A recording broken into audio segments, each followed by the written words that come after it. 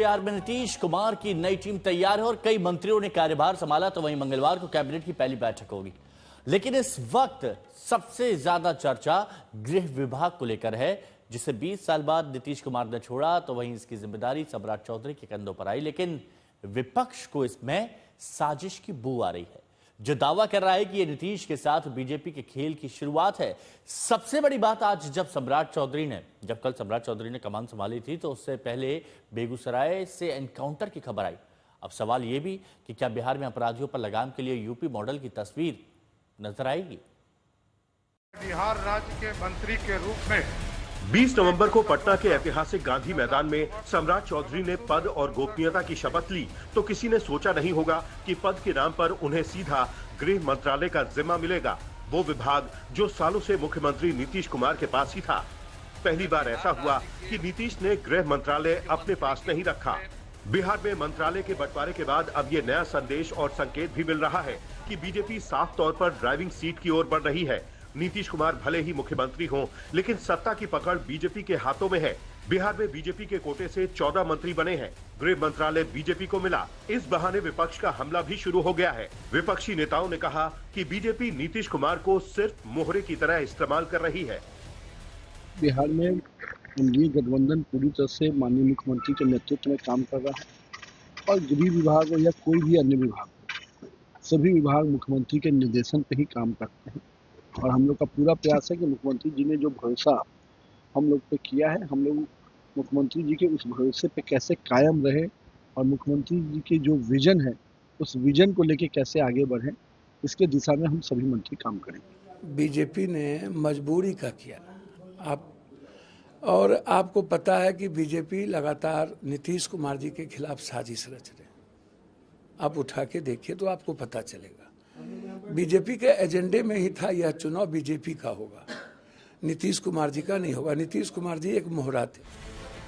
विपक्ष का सवाल वाजिब भी है, क्योंकि कहा जा रहा है कि बार बार अधिक सीटें आने के बाद भी अगर बीजेपी मुख्यमंत्री पद के लिए दबाव नहीं बना रही, तो बदले में पार्टी ने जेडीयू से सख्त तोलमोल करते हुए गृह मंत्रालय का विभाग अपने पास ले लिया है। आम भाषा में बीजेपी ने जेडीयू के साथ हार्ड बार्गेनिंग की है।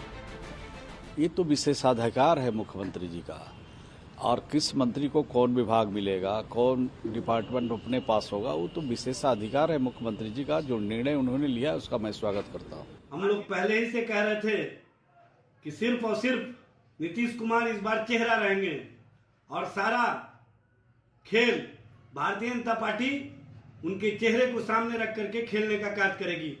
और आज जिस तरह से सम्राट चौधरी जी को उप मुख्यमंत्री के साथ गृह मंत्रालय मिला, यह स्पष्ट संकेत है कि जनता दल यू और एनडीए की राजनीति अब भारतीय जनता पार्टी के माध्यम से चलेगी।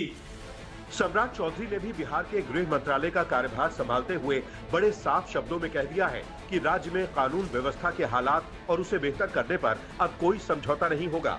बिहार में सुशासन है, बिहार में एक व्यवस्था कड़ी है।